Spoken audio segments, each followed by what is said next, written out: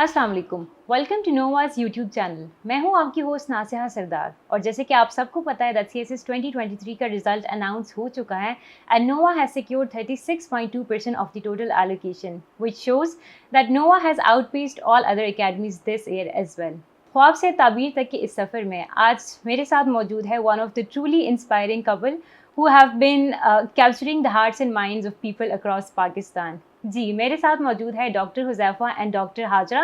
Both have cleared their CSS in the first attempt and has been allocated to Police Services of Pakistan and Inland Revenue Services respectively. तो आइए इनसे बात करते हैं और इनसे इनकी जर्नी के बारे में जानते हैं. अस्सलाम वालेकुम. सबसे पहले thank you for coming here. Thank you for inviting us and giving time. सबसे पहले तो मैं आप लोगों से ये पूछना चाहूँगी कि दैट मोमेंट जब आप लोगों को पता चला कि both of you have been allocated, आपको एलोकेशन मिल गई है, तो can you describe that that moment, that feeling, like how was it like for you guys? Ma'am हमारे टाइम टाइम पे रिटन में भी ऐसे हुआ था और इंटरव्यू में भी कि Huzaifa is very vigilant when it comes to like कोई चीज़ आने वाली हो ना अवेटेड हो तो हुज़ैफ़ा बड़ा उसको अच्छे से फॉलो कर रहे होते हैं। तो रिटन में पहले हुज़ैफ़ा ने देखा था और इंटरव्यू भी, और दोनों बार हम साथ नहीं थे उस टाइम पे, तो हुज़ैफ़ा ने कॉल किया एंड हमारा तो आपको पता है इंटरव्यू का रिजल्ट बिल्कुल अनएक्सपेक्टेड था, सैटरडे को आया है। या I was sleeping, Huzaifa call कर रहे हैं, मैं सो के जब उठी तो मैंने देखा इतनी calls and I called back and he said कि आपको पता है कि मैं रिजल्ट आ गया है, मेरी इसमें एलोकेशन हुई है आपकी इसमें, तो आई थॉट कि आई एम ड्रीमिंग, मैंने कहा कि है सच में आ गया है। तो बहुत एब्रप्ट था, रिजल्ट आया भी इतना अनएक्सपेक्टेडली और बहुत अच्छी फीलिंग थी कि दोनों का अल्हम्दुलिल्लाह हो गया फर्स्ट अटेम्प्ट में। या because the result was actually unexpected because usually weekdays में आता है. It was expected on Monday but Saturday को आया था. सो लाइक जी। How was your feeling? मैं अपने रूटीन में अपनी वर्क प्लेस से वापस आया घर को, तो बस आके बैठा ही मम्मी से मैंने कहा कि खाना ले आए। तो वो ग्रुप में मैसेज आया कि अब CSS final result is uploading in a file. तो मैंने कहा कि समवन इज लाइंग, क्योंकि ऑलरेडी काफ़ी दिनों से रूमर्स चल रहे थे आज आ रहा है कल आ रहा है, तो हम होपलेस हो गए, हमने कहा अब नहीं आता बस छोड़। तो वो मैंने फ़ोन साइड पे रखा, फिर वो वाइब्रेट किया, उससे मैंने उठा के देखा तो वो PDF आ गया सामने। तो वो फिर मेरे से देखा ही नहीं जा रहा था, वो एकदम से ओवरवेलमिंग सी फीलिंग थी बहुत ज़्यादा। देन आई चेक्ड इट, तो आई वाज शॉक्ड कि हाजरा मेरे से पीछे कैसे हो गई है इसमें। बट अल्हम्दुलिल्लाह I was allocated to police, तो आई शाउटेड, तो सारे घर वाले आ गए और मेरे इर्द गिर्द मेरी मैटरनल फैमिली भी रहती है, तो एकदम बहुत सारे लोग आ गए। So it was very overwhelming और बहुत अच्छा लगा। And alhamdulillah कि आप दोनों का हो गया. जी। We are very happy for you. So it means the expectations were कि allocation अगर दोनों की होगी so Hajra is going to be in the top group Yes, comparatively. obviously ऐसे ही लग रहा था मुझे। All right. I would like to know a little about your family backgrounds or educational backgrounds. अच्छा, मैं एबटाबाद से बिलोंग करता हूँ and I got all my education from Abbottabad. I did my SSC and FSC from Ahmedabad Public School, which is a renowned boarding institution there. वहाँ पर मैं position holder रहा through out. Ahmedabad board में मेरी पोजीशन थी. Besides that, I was a best debater of my college और various fine arts के competitions में पार्टिसिपेट करता रहा.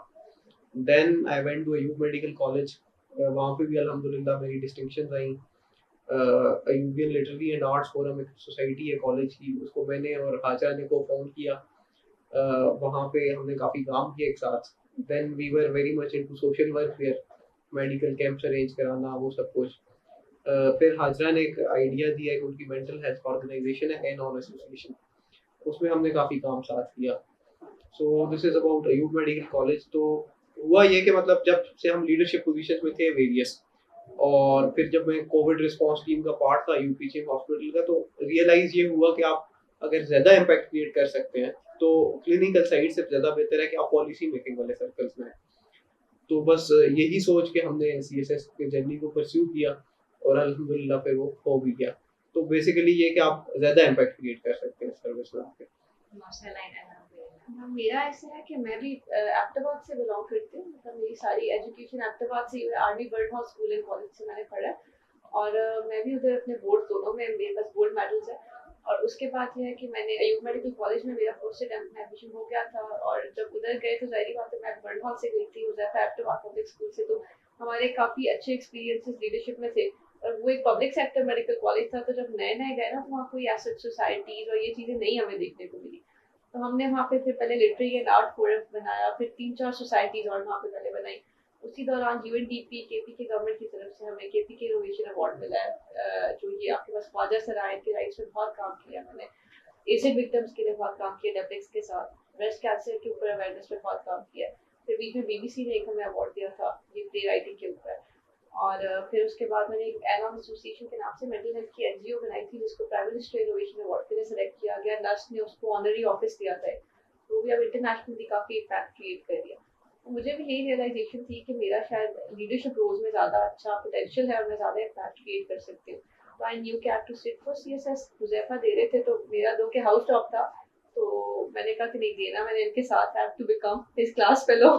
तो मैंने फिर साथ ही इनके दे दिया और आई वाज एक्सपेक्टिंग कि हाउस टॉप के बीच हो जाएगा, मगर अल्हम्दुलिल्लाह हो गया। तो फिर अभी बस सारा हाउस टॉप अभी कंप्लीट किया रिसेंटली और अब waiting the common training program अल्हम्दुलिल्लाह। सो जब आपने डिसाइड किया कि you gonna switch your field, motivation तो आप दोनों की आई थिंक सेम है कि you guys enjoyed more like the social work जहाँ से आप इम्पैक्ट क्रिएट कर सकें। तो जितना भी सोशल वर्क किया that was from the platform of youth medical college, आप लोग पर्सनली भी करते थे? हाँ, पर्सनली जो हमारी अब जैसे एनॉम एसोसिएशन, हमारी जो mental health organization that is not associated with है, एम्स? उसको ऑफिस नर्स ने दिया हुआ था ऑनरी national science and technology park में, और प्राइम मिनिस्टर अवार्ड भी जो उसको मिला था उस पर भी मैम शाजा फातिमा जो special assistant to prime minister है यूथ पे, शहबाज शरीफ, इन लोगों ने काफ़ी पसंद किया और बहुत ज़्यादा इसको वो लोग भी मतलब इंकरेज करते रहे, इसमें कोशिश करते रहे कि हमें फैसिलिटेट करें।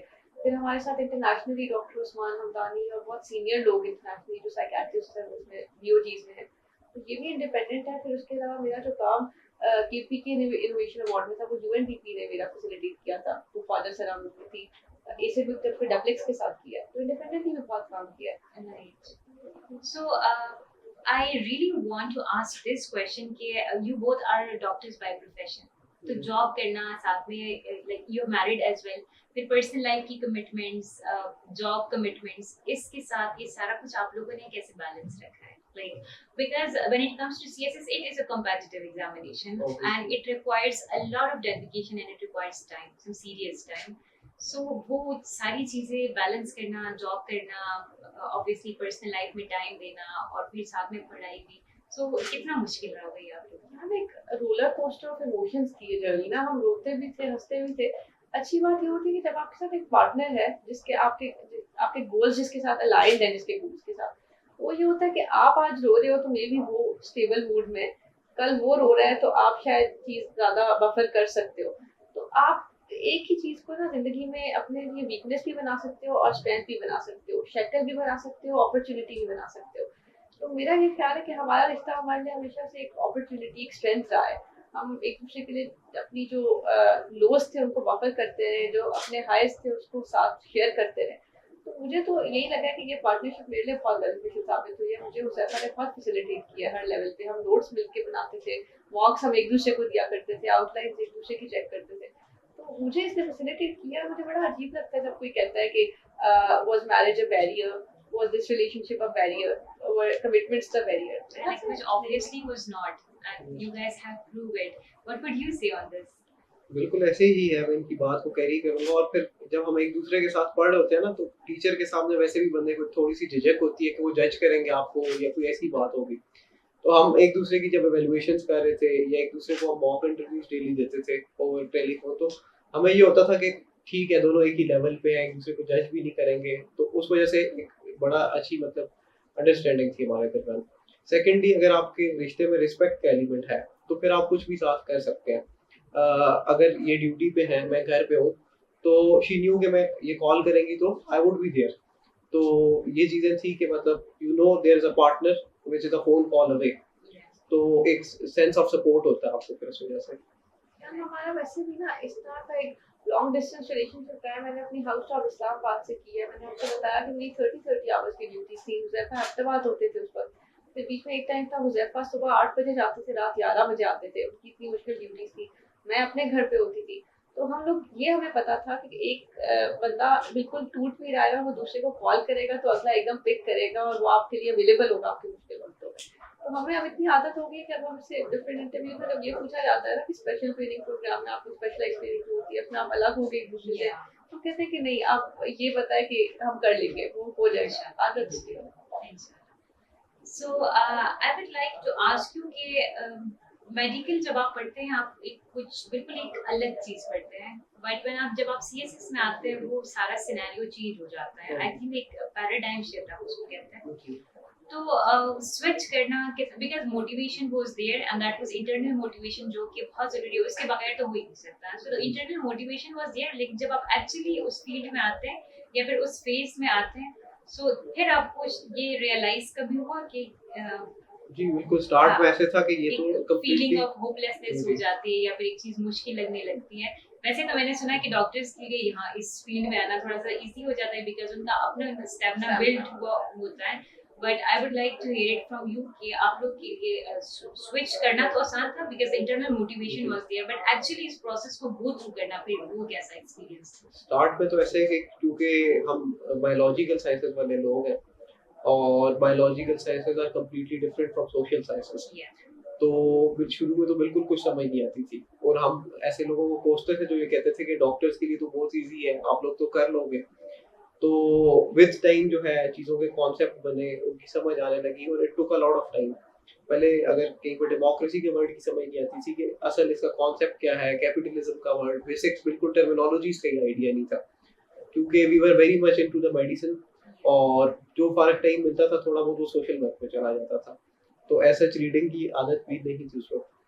तो स्टार्ट में बहुत मुश्किल हुआ बट एवेंचुअली जब बेस अच्छी बन गई हमारी तो फिर वी रियली एंजॉयड इट, बहुत मजा आया, चीज़ों की समझ आ रही होती थी आपको, इतनी आदत हो जाती है, आप सुबह उठते हैं तो अखबार के बगैर रह नहीं सकते because you are so much aware about the happenings around nationally internationally, फिर जो आपके इर्द गिर्द मसले मसाइल चल रहे होते हैं तो you get a literate view of them, आपका ये नहीं होता कि इलिटरेट पर्सन की तरह व्यू हो। तो काफ़ी इसने डिफरेंट एंगल्स से हमारे पर्सपेक्टिव्स को एनहेंस किया है, डिफरेंट तरीके से लोगों को देखने का हुनर सिखाया एग्जाम में, so it has made me a better person than I was. जी हाँ, मेरा ऐसे था कि मेरे अपने बाबा का ये इंटरनेशनल सिविल सर्विस, तो मुझे थोड़ा बचपन से उन्होंने ना, मेरी पहली जिंदगी की किताब थी road ahead by Bill Gates, तो वो मुझे बचपन से ये चीज़ बाबा ने, मैं जब मेरा पहली दफ़ा ड्राइविंग सीखी थी तो वो ड्राइविंग लेसन कम था और उसमें बाबा मुझे नाज़दो और अख्तर हमीद खान, शुएब सुल्तान खान ज़्यादा बता रहे थे, तो मेरा इस तरह से बैकग्राउंड बना हुआ था जो इसी वजह से मुझे शौक भी आया था सिविल सर्विस में आने का।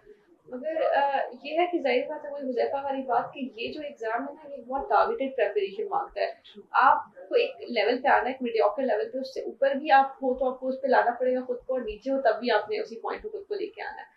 तो ज़ाहिर बात है कि ओवर टाइम ही समझ आया कि एग्ज़ाम की क्या डिमांड्स हैं, क्या रिक्वायरमेंट्स हैं, और उसके मुताबिक हमने खुद को अपनी प्रिपरेशन को टेलर किया, उसमें एडजस्ट किया। मगर ये कि थोड़ा मेरा ये था कि बैकग्राउंड था, तो मुझे उससे और कोई फ़ायदा हुआ या ना हुआ, ये था कि मेरा इंटरेस्ट चीज़ों में पहले से था ना, तो मुझे मज़ा बहुत आया ये करने में। और हुज़ैफ़ा वाली बात है कि जब आप 12 सब्जेक्ट्स पढ़ते हो ना और उसमें आप डिफरेंट डायमेंशन से चीज़ों को देखते हो, तो ये एग्ज़ाम आपका दिमाग बहुत खोलता है। और मैं इसलिए ना, जिन लोगों की एलोकेशन नहीं भी हुई या जो लोग अभी एग्ज़ाम में इवन प्रिपेयर भी नहीं हुए, मैं इस बात पे कांग्रेचुलेट करूँगी कि you are in this process, because you will be learning a lot, you will be a changed person after this experience. तो ये है कि मज़ा बहुत आया। एग्जैक्टली एलोकेशन होना ना होना दैट वहाँ लक की बात है, बट ऑब्वियसली जब आप एक प्रोसेस से 5 से 6 महीने जब आप इतना ज़्यादा पढ़ ले, like now you become a sea of knowledge, so obviously that knowledge will never go waste. वो कहते हैं ना, सफर खूबसूरत है मंजिल से ज्यादा, यहाँ फिट होता है perfectly. Exactly. All right, I would like to ask you कि अगर हम bureaucracy की बात करें, since you both are going to be part of the bureaucracy, तो पाकिस्तान में अगर हम bureaucracy की बात करें तो एक perception एक uniformly positive light में उसको नहीं देखा जाता। अगर हम independence की बात करें तो तब it was something very prestigious because जब हमारे political leaders में वो capacity शायद नहीं थी, if I'm quoting it correctly, तो तब bureaucracy was something that kept the country going. लेकिन अभी अगर हम देखें तो it is seen as more inefficient, maybe corrupt, more politically inclined. So I would ask you that how do you see the bureaucracy of Pakistan today and in the near future, and how would you contribute to the society as a civil servant? देखिए, एक common perception ये है ना कि bureaucracy इसलिए अच्छा perform नहीं करती क्योंकि ब्यूरोक्रेसी अपने इख्तियारात को एक्सीड करती है। मेरा मानना ये है कि ब्यूरोक्रेसी इसलिए शायद अच्छा परफॉर्म नहीं कर पा रही क्योंकि वो अपने इख्तियारात से नीचे है, वो उनको पहचानती नहीं कि वो क्या क्या कर सकते हैं। तो मैंने जैसे शुरू में अख्तर हमीद खान, शुएब सुल्तान खान की एग्जाम्पल्स दी। अख्तर हमीद खान ने ना औरंगी जैसा गंदा एरिया था और उसको उन्होंने बहुत लिवेबल बना लिया था। तो उनसे एक इंटरव्यू में पूछा गया कि आपने ऐसा क्या किया कि औरंगी जैसा एरिया जो है वो लिवेबल बन गया। तो उन्होंने कहा मैंने कुछ नहीं किया, मैंने औरंगी के लोगों को हिस्से बू दिया है, बाकी सब उन्होंने खुद किया है। तो अगर आप अपने सिर्फ लोगों की मेंटल कैपेसिटी बना दो, उनको उनके राइट्स, उनकी पावर बता दो, पावर कर दो, वो अपने लिए खुद काम कर लेंगे, चेंज ले आएंगे। तो मेरा और मुजफ्फर का तो अल्हम्दुलिल्लाह एक ऐसा कॉम्बिनेशन बन गया है कि ये पुलिस में, मैं अभी इनलैंड रेवेन्यू में हूँ। हमारे दो बड़े मसले ही हमारे मुल्क के, एक सिक्योरिटी है और एक रेवेन्यू जनरेशन का मसला है। तो हम जहाँ भी जाएं, हमारा तो अब इंशाल्लाह यही गोल है कि हमने वहाँ पीस इंश्योर करानी है, क्राइम कम करके वाया हुजैफा, और प्रॉस्पेरिटी लानी है, अच्छी रेवेन्यू कलेक्शन इंश्योर करा के और फिर उसको सर्विस में लगा के थ्रू मी। तो पीस एंड प्रॉस्पेरिटी हमने तो ये सोचा है, और उसमें लोगों को ऑन बोर्ड लेना, बच्चों की कैपेसिटी बनाना, अपनी एक टीम बनाना, टाइगर फोर्स जैसे होती है, और लोगों की उन्हें इतना अपलिफ्ट करना कि वो खुद हमारे साथ हैंड इन हैंड काम करके और अपने लिए जो है वो अच्छे रिफॉर्म्स लेकर आए। तो ये प्लान है हमारा। तो बिल्कुल आपने पाकिस्तान की ब्यूरोक्रेसी की बात की, तो देर आर मल्टीपल इश्यूज जिसकी वजह से ब्यूरोक्रेसी ऐसा बहुत ज़्यादा आजकल के दौर में समझे कि बदनाम है।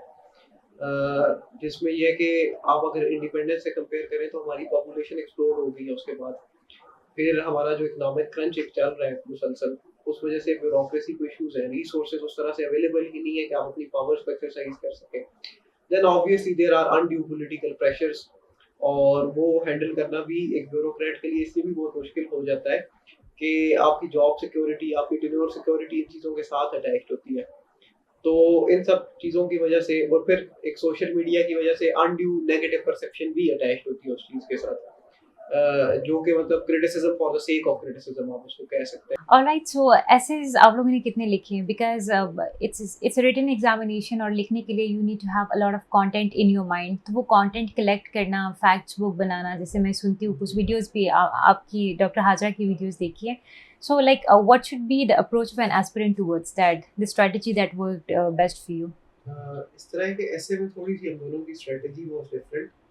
मेरा ये था कि मैंने थीम्स आइडेंटिफाई कर लिए थे, 15-20 जो कॉमन थीम्स हैं, और उन सब पे मैंने अपनी रिसर्च की थी हर एंगल से। ठीक है, सपोज आर्टिफिशियल इंटेलिजेंस है तो उसके क्या पॉजिटिव एस्पेक्ट्स हैं अक्रॉस द डिफरेंट सेक्टर्स, क्या नेगेटिव इम्पैक्ट्स हैं, क्या हम उसको वे फॉरवर्ड ला सकते हैं, ठीक है, एट नेशनल लेवल पे। तो इस तरह मैंने डिफरेंट थीम्स पे रिसर्च की होती थी। तो पहला, the first part was the data collection. Then the next part was कि आपने अब इस डाटा को आर्गुमेंट्स देने हैं, क्योंकि आपका जब पेपर आएगा तो वो कोई स्पेसिफिक डायमेंशन पूछनी होगी किसी टॉपिक की। तो फिर उसके लिए ये है कि प्रैक्टिस की हुई थी, और फुल लेंथ एसेस तो कम लिखे थे, 6 to 7 ही लिखे थे, बट आउटलाइन बहुत ज़्यादा बनाई थी। और स्पेशली जो लास्ट मंथ था तो डेली एक आउटलाइन बनाते थे मैं और हाजरा, और सुबह के टाइम पे उसको बनाते थे और फिर एक दूसरे की आउटलाइन को एवेल्युएट करते थे। तो वो उससे ये है कि काफ़ी डिफरेंस क्रिएट हो गया था बाय द एंड, और हमें ये पता होता था कि जो हमारा डाटा है उससे हमें आर्गुमेंट्स कैसे बनाने हैं, और हर चीज़ के डिफरेंट आर्गुमेंट्स किस लेवल पे आएंगे, कैसे आएंगे, क्या चीज़ इररिलेवेंट है, इसमें क्या ग्रामर की गलती है। तो ये हमारी कुछ स्ट्रेटेजी थी ऐसे की, और इट वर्कड अल्हम्दुलिल्लाह। मेरे 48 मार्क्स थे इंग्लिश ऐसे में। माशाल्लाह, that's such a good score. What was your strategy? मेरी स्ट्रैटेजी ये थी कि मैंने बताया थोड़ी डिफरेंट थी ना। मेरा ये था कि मैं जनरलाइज्ड बैंक ऑफ नॉलेज मैंने अपना रखा हुआ था, मेरी फैक्ट बुक भी जनरलाइज्ड थी, और मैं उसको इस तरह से सोचती थी हर चीज़ के ऊपर कि मैंने इसी चीज़ को डिफरेंट एग्जाम में कैसे अप्लाई करना है। और ऐसे में मैंने वही नॉलेज अपना यूज़ किया था जो मेरा जनरलाइज्ड बैंक था बाकी सब्जेक्ट्स के लिए भी। मैंने सिर्फ एस्से को पक्का किया था कि एस्से की क्या मतलब मेरे लिए स्ट्रक्चर कैसा होना चाहिए, तरीका क्या होना चाहिए, अप्रोच क्या होगी। नॉलेज मेरे लिए कभी भी प्राइमरी कंसिडरेशन नहीं थी, और मेरा ज़ाती तौर पर ख्याल भी ये कि नॉलेज का एग्ज़ाम भी नहीं है, ठीक है। तो वो ये देखते हैं कि आप कितना ज़्यादा टॉपिक को कैसे इंटरप्रेट करोगे, उसे ब्रेक कैसे करोगे, आप कितना ज़्यादा डायरेक्टली वो जो आपकी बुल्स आए है उसको हिट कर रहे हो, ठीक है, और आप कितना ज़्यादा रेलिवेंट हो, कितना कोहेरेंट हो, कितना आर्टिकुलेटेड हो अपने जो आपका एक्सप्रेशन है उसमें।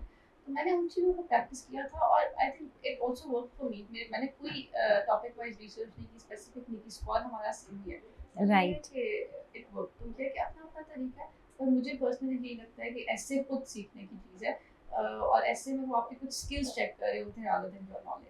राइट।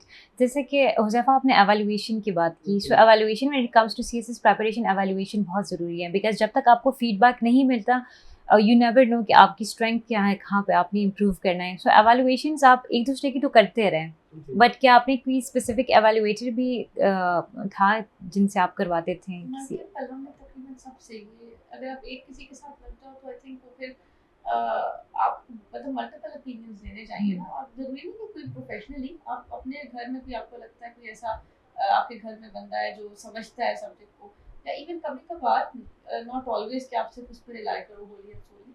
आप कभी-कभार अपने घर वालों को जो कोई पढ़ा-लिखा बंदा है आप दिखाओ, आप उनसे पूछो कि एज़ अ लीडर आपका इस पे क्या ओपिनियन है? आपको ये पढ़ के कैसा लग रहा है मेरा एक्सप्रेशन? कोई हिकअप्स तो नहीं फील? तो आई थिंक ये बार-बार लिखना, प्रैक्टिस करना और किसी ना किसी से ओपिनियन लेना, दिखाना, फीडबैक लेना बहुत ज़रूरी है। तो हुज़ैफ़ा आपने अपना इसको बताया? वैल्यूएशंस का मेरा ये कि फ्रेंड्स क्योंकि थे पहले से सर्विस में बहुत सारे, तो उनका मुझे एक एज था, तो ज़्यादा वैल्यूएशन वो ही कर देते थे मेरी। और वो ये है कि उन्होंने रिसेंटली एग्ज़ाम्स क्लियर किया हुआ है, तो वो एक अच्छा फीडबैक प्रोवाइड कर देते थे। और उनकी नो हाउ भी थी, चीज़ों से इन टच भी थे। तो since I did not go to any academy for the written part, तो वो फिर ये मुझे फ़ायदा था कि रिटन पार्ट में मेरा एवैल्यूएशन इस तरह हो गई एक। दूसरा मुझे इनडायरेक्टली आप समझे कि I was the part of नोआ कि हाजरा यहाँ पे हर महीने मॉक देती थी और ये अपना मॉक स्कैन करके मुझे भेजती थी। जब उसका रिज़ल्ट आता था अगेन मुझे स्कैन करके भेजती थी। तो यहाँ पे जो मतलब एवैल्यूएटर का जो ओपिनियन था वो मुझे इनडायरेक्टली पता चल रहा होता था। तो आप समझे मैंने डायरेक्टली मॉक्स तो नहीं दिए लेकिन हर महीने इनडायरेक्टली मेरे पास क्वेश्चन पेपर भी आ जाता था। मैं पहले खुद सोचता था उसको मतलब अगर मेरे सामने ये क्वेश्चन होगा तो मैं इसमें किन-किन डायमेंशन से इसको अटेम्प्ट करूँगा। और फिर वो जब चेक होके आता था तो अगेन मेरे सामने एक ओपिनियन भी आ जाता था।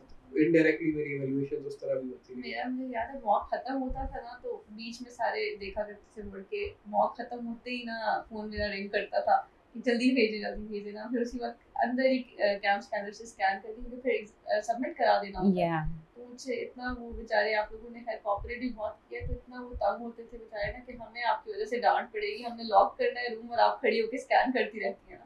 तो फिर मैं उन्हें क्या बता दी कि मैंने उधर साथ इनको ही भेजना होता है। या तो ये हर मॉक में मतलब मैंने जो भी किया है वो हम दोनों एक तरह से दे रहे होते थे। और मॉक्स मैंने सारे दिए, बिगिनिंग से आप लोगों के नोआ के मैंने सारे मॉक्स दिए और अल्हम्दुलिल्लाह मेरी सब में सेकंड फर्स्ट इस तरह पोजीशन ही रही है। तो मॉक्स में बहुत आप लोगों का अगर नोआ की सबसे बड़ी कोई कंट्रीब्यूशन बताऊँ तो वो मॉक्स और इवैल्यूएशन बहुत मुझे उसमें हेल्प किया। या एग्जैक्टली आपको एनवायरनमेंट मिल जाती है, सो वो आपको अंडर प्रेशर लिखने की प्रैक्टिस हो जाती है। ज़ाहिर बात है, आप अगर अपनी वो कमर नहीं दुखाओगे, वो बैक एक, वो हेडेक, वो स्ट्रेस, वो नर्व्स ब्रेक होना, वो एक्सपीरियंस नहीं करोगे पहले से, तो आप फर्स्ट टाइम अगर मेरे ख्याल से एग्जाम में वो कर रहे हो तो इट विल प्रूव लीगल, आप नहीं कर या सकते इट इस तरह। बिकम्स वेरी डिफिकल्ट कि आप ऑल ऑफ अ सडन 9 बजे जाके एग्जाम में बैठ जाते हैं, जबकि रूटीन आपकी ऐसी है कि आप रात को पढ़ते थे, सुबह आप सोते थे और फिर आप all of a sudden exam में वैसे जाके बैठो, so like that would actually be very lethal. Alright, so will take this conversation towards closing. आप मुझे ये बताएं कि आपके ख्याल में एक सिविल सर्वेंट के अंदर कौन सी क्वालिटीज़ होनी चाहिए? जिस 2 क्वालिटीज़ आप बता दें, 2 क्वालिटीज़ आप बता दें। मेरे ख्याल से एक चीज़ जो होनी चाहिए वो होनी चाहिए empathy. Hmm, you must know कि आपको दूसरों के शूज़ में खुद को कैसे रख के देखना है। आप उनके प्रॉब्लम्स नहीं समझोगे तो आप उन्हें कैसे सॉल्व करोगे। और दूसरा मेरे ख्याल से कम्युनिकेशन। अगर आप कम्युनिकेट अच्छा नहीं करते तो आप फिर जो मर्ज़ी करते रहो, आप अगर आपकी ऑडियंस को नहीं पता आपने उनके लिए क्या किया, तो it all goes in waste. अच्छी कम्युनिकेशन मेरे ख्याल से और एम्पैथी, मैं ये 2 मानूँगी। जी Huzaifa. For me first of all same empathy होनी चाहिए, ठीक है?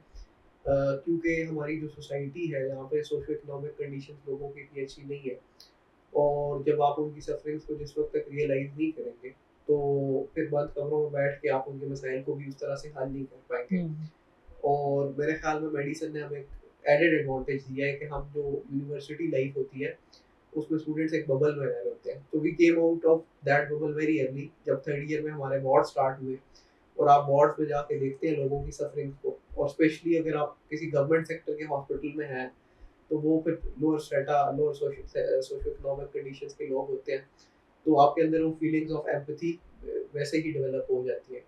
सेकेंडली मेरे ख्याल में आपको फ्लेक्सिबल और टॉलरेंट होना चाहिए क्योंकि पाकिस्तान की जितनी डाइवर्स सोसाइटी है, multi cultural, multi linguistic, multi ethnic, तो उसमें ये है कि फिर डिफरेंट हमारी जो चीज़ें हैं उसमें लोग एक दूसरे के ओपिनियंस की रिस्पेक्ट नहीं करते या इवन सुनने को तैयार नहीं होते। तो जब आप लोगों के ओपिनियंस को रिस्पेक्ट नहीं करेंगे, उनको सुनेंगे नहीं, तो आप उनके दरमियान नेगोशिएट कैसे करेंगे? और आपने नेगोशिएशन बहुत सारी जगहों पे करनी होती है। तो मेरे ख्याल में you should be flexible and tolerant to in addition to being empathetic. Yeah, empathy is very much important because field की requirement ही है ये. Civil servants, they are hired like to be there for the people, to listen to their problems, to solve them, to make the service delivery better. So अगर empathy नहीं है और अगर आपकी communication ही नहीं है, so you would never know कि कहाँ पे मसला है, कहाँ पे क्या चल रहा है, कहाँ पे improvement की ज़रूरत है. So ये आपने बहुत अच्छी बात की कि empathy is must. So in the and I would like कि जितने भी सी एस एस एस्पिरेंट्स हैं जो कि जिन्होंने आगे सी एस एस 2025 का एग्ज़ाम देना है, अभी they still have enough time अगर प्रॉपरली यूटिलाइज हो जाए. So I would like both of you to give one advice for those aspirants. मेरी तो एक ये एडवाइस है कि आप रेलेवेंट रहें अपने अपनी अप्रोच में. अगर एक लफ्ज़ में आपको बात कहूँ ना, तो रेलेवेंस का लफ्ज़ याद कर ले, इसे गोल की कहीं पे पी ले. ये सब सब्जेक्ट्स में एप्लीकेबल है. ठीक है, आपने तैयारी करनी है तो that should be relevant to what is being asked to the syllabus of FPSC. ठीक है, आपने प्रैक्टिस करनी है, that should be relevant to your exam के पास पेपर्स में क्या आया है. ठीक है, आप ये नहीं कि अभी उठा के आइलेट्स का ऐसे आप प्रैक्टिस करना शुरू कर दें. आप रेलेवेंट चीज़ें प्रैक्टिस करें और उसके बाद फाइनली आपका जो एग्जाम है उसमें आपका एक्सप्रेशन भी रेलेवेंट हो. आप टॉपिक्स को सही इंटरप्रेट करें, सही से हिट करें. तो ये कि तैयारी भी, प्रैक्टिस भी और फाइनली जो एग्जाम दे रहे हैं, एग्जाम में आपका एक्सप्रेशन भी, ये तीनों चीज़ें रेलेवेंट हो तो फिर इंशाल्लाह आप आराम से एग्जाम क्लियर कर देंगे. Relevance is the key. और मेरे ख्याल में कि सबसे पहली बात तो ये कि आपके पास टाइम बहुत कम है. ठीक है, ये चीज़ है से निकाल लेंगे टाइम सफिशिएंट, क्योंकि आपने 10-12 सब्जेक्ट्स करने हैं. So you should be on your toes, पहली बात. और दूसरी बात ये कि आप जो है ना नॉलेज गैदर करने पे अपना सारा फोकस ना रखें. You should give an equal time to your written practice. और ये है कि क्वेश्चंस को देखें पास पेपर्स के, फिर ये देखें कि आपने जो टॉपिक कर लिया तो आप उसमें कैसे अप्लाई करेंगे उसको. तो ये दोनों चीज़ें बहुत इंपॉर्टेंट हैं. ठीक है, टाइम मैनेजमेंट अच्छे से करें और रिटन प्रैक्टिस करते रहें, तो फिर इंशाल्लाह आप कर लें. Thank you. Thank you so much, Hajra. Thank you so much, Huzaifa, for coming here. Thank you. और once again, I congratulate you. मेरी तरफ से भी, मेरी टीम की तरफ से भी, नोवा की तरफ से a lot of congratulations to both of you. और personally मैं आप लोगों से यही कहना चाहूँगी कि you guys have like set the bar high now and you have actually provided people with like the actual couple goals जैसे होनी चाहिए. So thank you so much for that. Thank you so much for inspiring people in a positive way. And I really pray, I wish कि आप लोगों को इससे भी ज़्यादा कामयाबी मिले. Thank you all for watching us. If you like today's episode, do like it and share it with your friends. See you in the next one. Allah Hafiz.